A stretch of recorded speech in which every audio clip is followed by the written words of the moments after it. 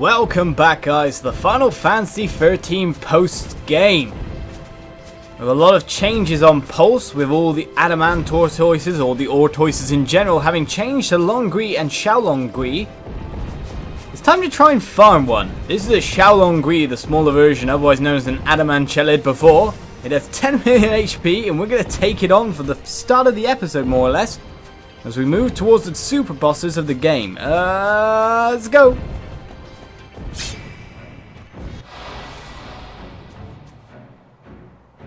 Using exact strategies, of course. We're using a sentinel paradigm to soak up this quake. Change of plans. And then we're over into buffing mode. Braver, Protector, Shelter, go up. Everything we can have, just buff it. Defensive to the max. Don't sweat it. She says don't sweat it, but this guy hurts. As you might notice, there are no legs to target against a Shaolong Gui. Unlike the Adamantoise that we were fighting before, it may have double HP, but it's basically just an Adamant Chelid remodeled and re-strengthened. So it has different weaknesses and all that. Heal up a little bit, and we will get to work. Starting off with Imperil Spam. We have Saz here to do something a little bit special for us. He's going to be using Daze when we actually get Ultima here. We need to go Tortoise. Take the damage.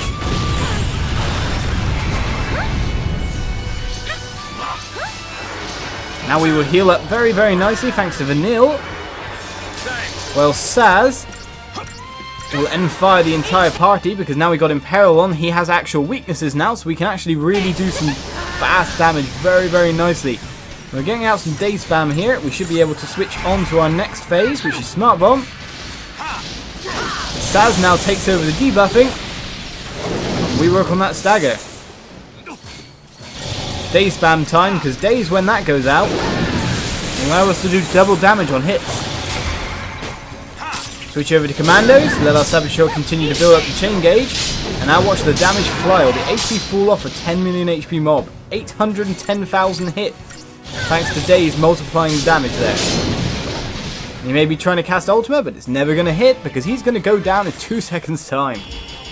1 minute 48 battle fast in the Adamantoises. We can get gold nuggets or dark matters, because you want to farm these guys for dark matters in order to upgrade your accessories or your attachments or anything like that.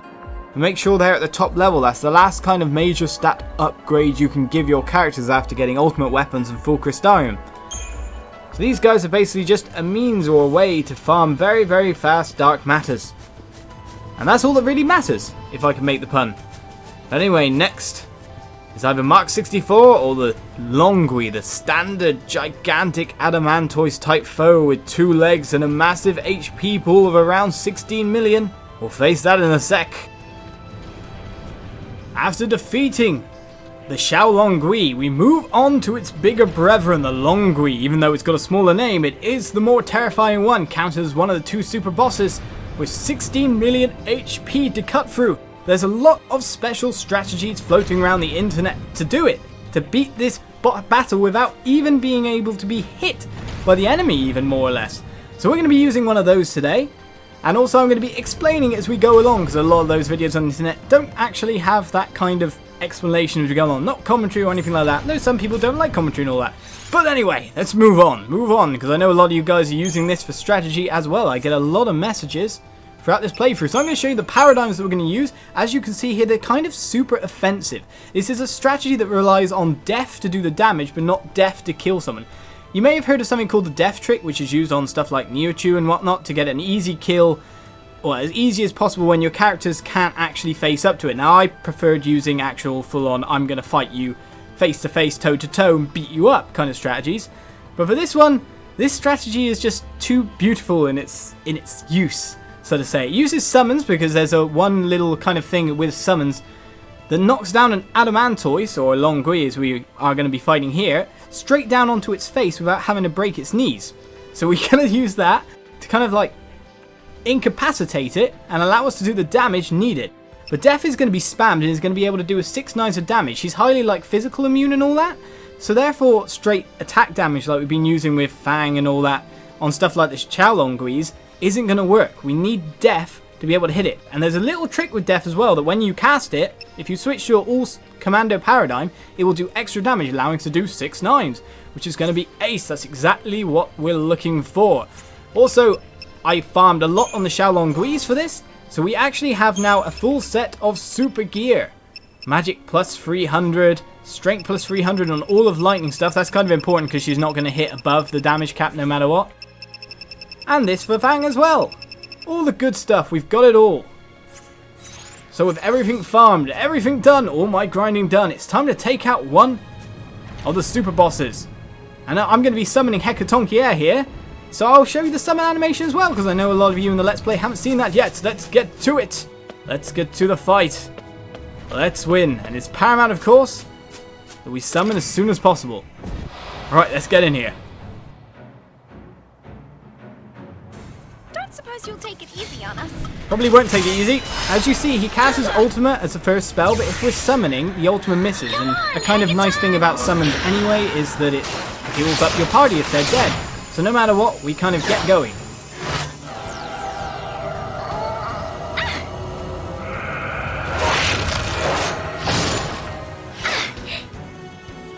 Let's go! Hecaton! And pull out Vanille's lovely friend. As you see, the robot goes straight down, we're going straight into Gestalt mode. We fight better together!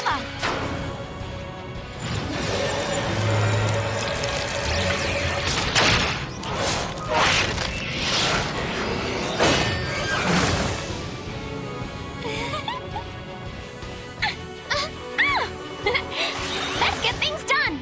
And use her Gestalt thing straight away. Bring out the big guns!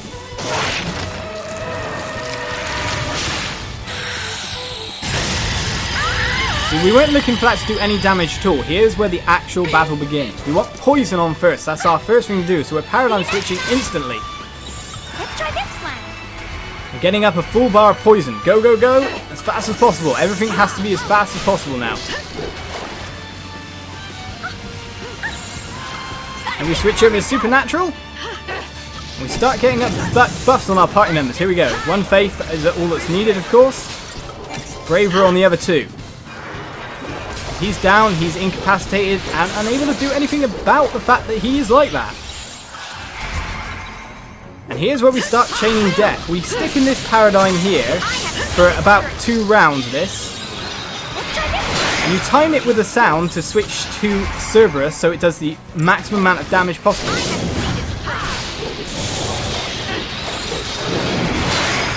You see, 6 9s of excellence.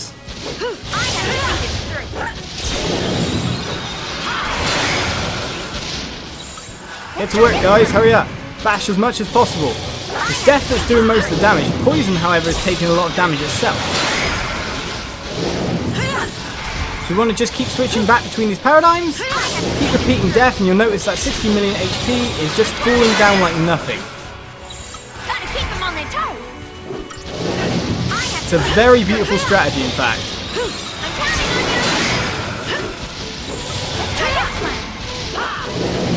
I have to see this through. And as you see, the super boss Long Gui taken out in no time at all, so you can still kind of farm it for your ultimate weapons, but of course you're probably going to be fighting it with ultimate weapons anyway. Nothing gained, but a very, very fast, quick, efficient kill of Long Gui. And as you notice, by the way, if you're farming Shaolong Gui for all that equipment, look here for the amount of them here. There's normally 1 spawn there as well, by the way, so you can get 4, and there's 1 a little further up the right-hand side. So that is another one of the super bosses done, or at least the first one done. So we move on to the last mark of the game, the last challenge. Let's go. And here we are, at the game's final Cie'th Stone, the final mark and the final boss for us to face and defeat. All the way where we fought Barthandalus for the 2nd time. It was a long walk getting here, that's for sure. A cocoon hanging above. What is our fate? What is our destiny? 64, the Doom Herald, Vercingetorix. Vercingetorix, Bane Lord of the Undying, lives on. But how? I smote the Fiend's ruins so long ago, it seems an eternity. Yet it was my focus then, as it is now, and at this end I turned to crystal. Did some unearthly power quicken his lifeless corpse again, even as I dreamt? No matter, I know where he lurks, in the Padrian Archaeopolis, whose doom he did herald. There do I go, to bury the beast as many times as I must. Now mind you, we're the ones that have to bury him. The hardest fight in the game. Let's go. And here we are for the finale of the post-game. Our last challenge lies before us, the gigantic crystal that we saw before. We earned ourselves a new shop from defeating the R&D depot, which was very, very good. I'll show you my paradigms as we're going in here. There's a strategy that's kind of like the same as the Final Fantasy 13-2 kind of variant of this same monster, Yomi, which is tank and poison, more or less. Just basically hide in Sentinel and just heal when you need to, while just poisoning all the time. We're going to use kind of like a variant of that with a little bit more offense down at Relentless Assault and Tireless Charge, because we're going to try to stagger him, but it probably won't go that way. This is a hard boss, 15 million HP.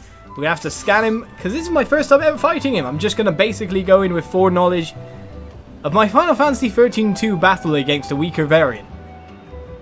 So we got Lightning as our leader here. We're ready to poison the hell out of it, if that works. See what happens. The last mission.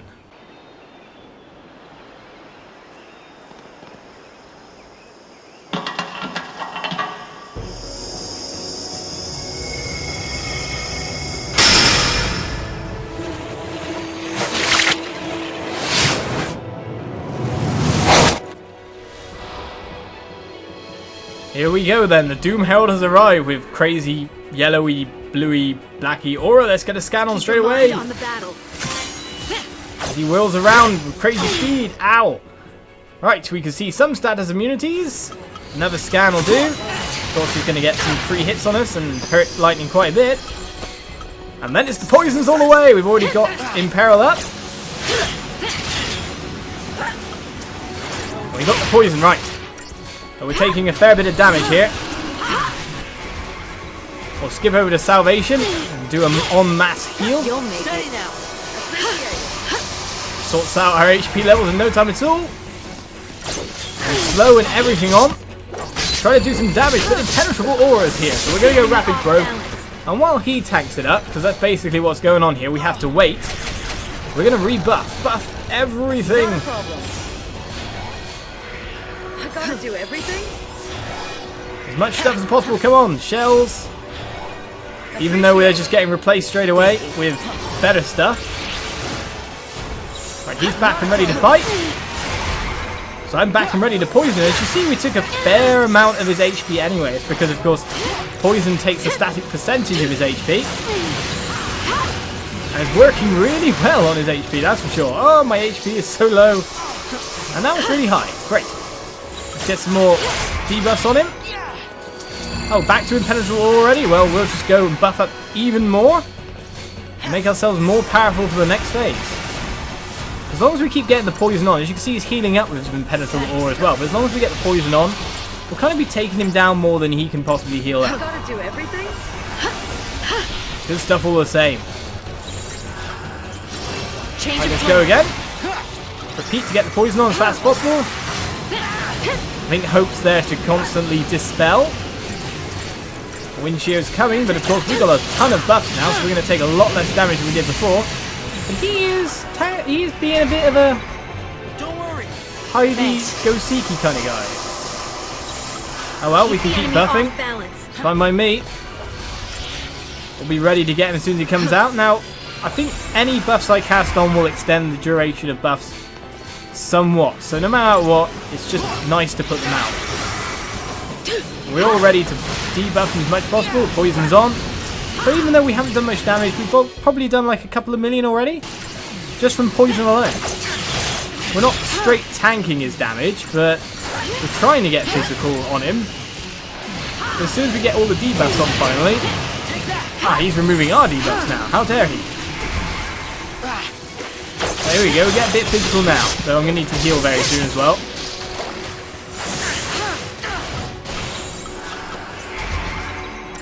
Make sure no special attacks take me out. He actually has a very special attack indeed, which I need to dodge no matter what. It was a case of life or death, that one. Stop debuffing me, sir. Let's use lightning special skill, Army of One.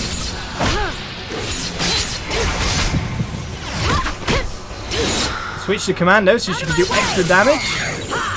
And even work through his shield, which is the best part. Change of plan.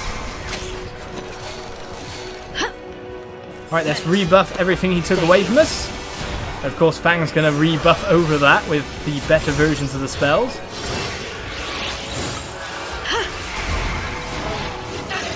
Taking a fair percentage of the HP now. I love how his debuffs instantly get removed. And lightning's not exactly doing that well. I wouldn't mind if he goes back into his shell again for a second here. We've got our slow on again. We should be able to get stagger if we try hard here. It looks like he's trying to remove all of lightning's buffs. And we've lost our haste. Time for another approach. He very much is targeting lightning no matter what. I gotta do everything? See, no matter what, I'll cast a shell on myself and other people, but then Fang will just rebuff it with something better. Gotta do everything? It's best just to have as many buffs on as possible, so I don't mind what goes on, just a barrier, as it were. A buffer from his own removing of buffs. Well, we remove his buffs and re-poison him. Lovely. Looks like we're going to need to heal the other guys quite soon.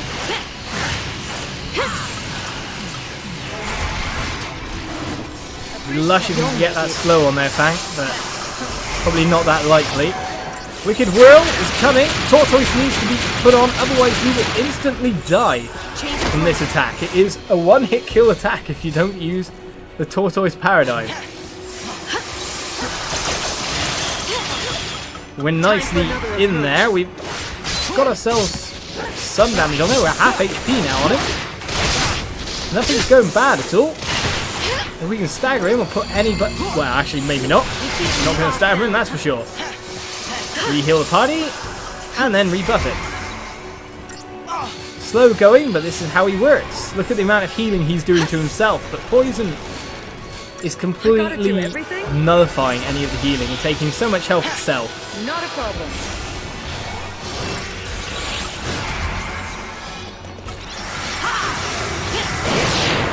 Look at this buff instantly be removed by Hope there. Back to Tortoise. Change of plan. Salvation to heal. As soon as the guys decide to again, that is. Did we get the poison on? No, we haven't got the poison on yet. We do need to get that on just so we can make sure we're doing a certain amount of damage in between these phases. There we go.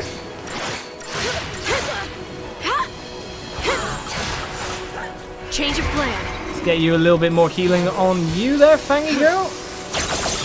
Time for another approach. Try to do a bit of damage now. Any and all we can.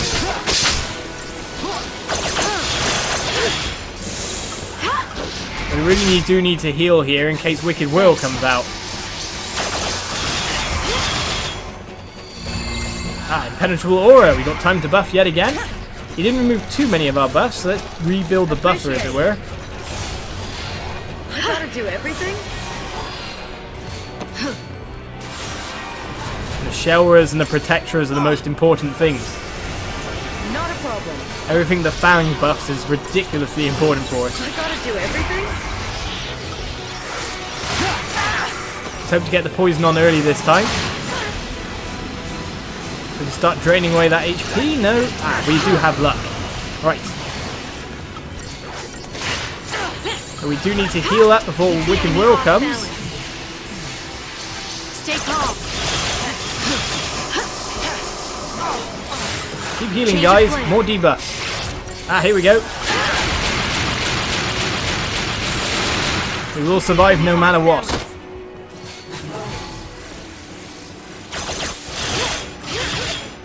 Oh, Hope's HP is so low right now, but instantly healed up yet again.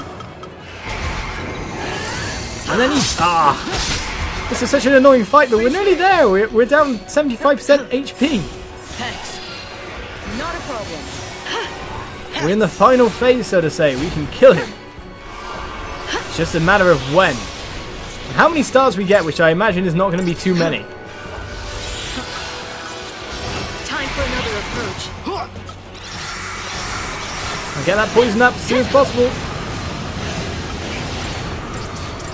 There it's on. Right. Any other debuffs? Wicked Whirl's coming. Change of plan. As long as we got the poison on though, we're quite nice, because no matter what, it will drain more HP than he's healing. How many times have I said that already? Take that. It would be nice if you could get some more physical damage on, because it would just enable the fight to finish a lot faster. Oh, we need salvation, because Lightning's HP is drastically low. It's being targeted, in fact. Thank you. Thank you, guys. We've run out of buffs more or less. We lost our haste, but we're finally getting some extra damage on. Especially if he keeps using the putrescence ability. Putrescence, even.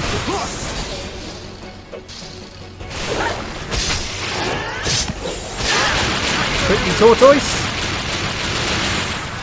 Everyone's HP is fairly low right now, so we're actually on the fret. Dying unless we can quickly top everyone up. Curages and everything, guys. Come on. We still haven't staggered. We do indeed. Go for the finishing blows. That's the final boss of the game down. Only 3 stars, but I'm happy with that. We've completed the game. All marks, all big monsters, everything and everything that we can fight. There's probably a couple of side quests here and there, but that's done. Lush! Mission complete. Mark number 64. Our reward is a gold watch. And we've earned the rank of Deliverer of Souls. The gold watch, by the way, if you want to know, it kind of allows you to go through all the missions and gives you an extra bit of time on the end of them to kind of like get those 5 stars and get the full 5-star achievement if you 5-star every single mission.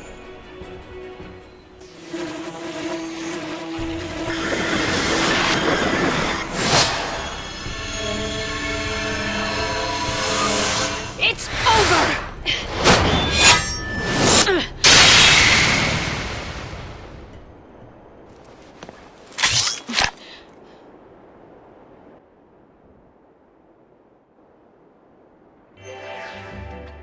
And with that, the strongest monster in the game is defeated.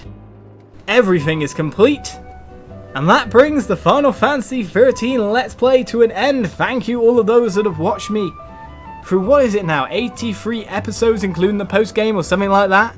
God knows how many hours contracted into that instead of the 92 or so hours playtime I've put in. All the grinding I've done behind the scenes, just thank you. And join me for more Let's Plays in the future. There'll probably be more Final Fantasy games down the line. My favourite of the lot is probably going to be, well, soon. Final Fantasy VIII being my favourite, but Final Fantasy IX is one I'm eyeing for the future of the channel. So if you like Final Fantasy, stick around. There will be some in the months to come. Bye bye.